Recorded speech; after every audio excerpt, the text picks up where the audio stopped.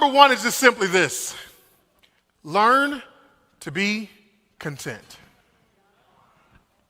Learn to be content.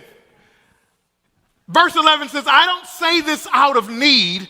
Watch this. For I have learned to be content in whatever circumstances I find myself. That word content means satisfied. Somebody say satisfied.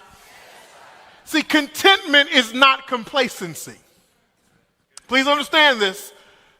It does not mean that we don't have goals and ambitions in life. It simply means, this. We don't need to have more in order to be happy and to live a stress-free life. We are not born with contentment. I'm reminded about that every time I go to Target with my 3 girls. Go past the toy aisle, and they want another toy, another doll, another game. When their toy boxes at home are filled to overflowing, they still want more. Why? Because we are not born with contentment.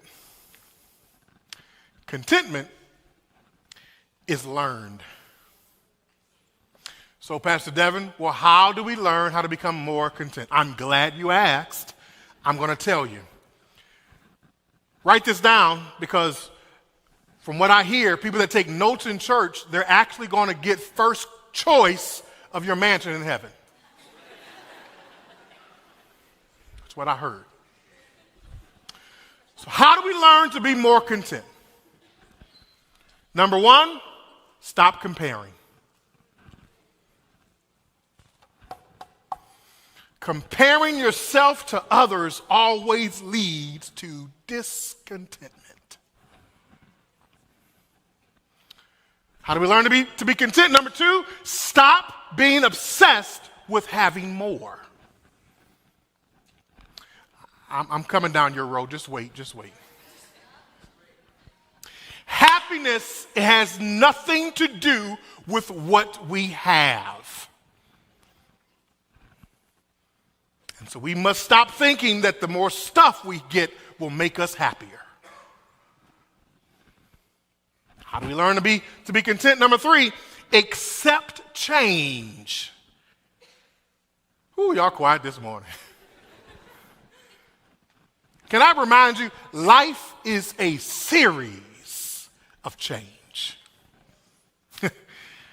We all have our ups and our downs, whether it's emotionally, physically, spiritually, financially. Change is inevitable. There's nothing constant in life except change. And one key for learning to be content, my brothers and sisters, is adjusting to our changing circumstances. When I was in high school, I played basketball, and I played the power forward position, and I learned a move called the pivot. Y'all ain't saying nothing to me in this place. Sometimes when life comes at you real fast, I know you intended on going that way, but sometimes you got to learn how to pivot. Come on, somebody. Because when you learn how to pivot, you have learned to accept change. And to a large degree, enjoying the rest of your life is based on your ability to adapt and accept change. Paul puts it like this in chapter 4, earlier verses that I didn't read earlier. He says in verse 12, he says, I know how to make do with a little, and I know how to make do with a lot. I know in any and all circumstances I have learned the secret of being content, whether well fed or hungry, whether in abundance or need. If I was writing this verse, I would say something like this. I know how to make do with a bologna sandwich with Miracle Whip, and I know how to make do with a tomahawk steak that's on my plate. In whatever circumstance I may find myself in, I know how to deal with all the circumstances. And when Paul wrote these words, as I said earlier, he was in prison, awaiting possible execution. He had been deserted by most of his friends, and he was seeing these preachers out there, or hearing about these preachers out there that were up to no good. How could he be content? He didn't compare. He didn't think that more stuff would make him happy, and he adapted to change.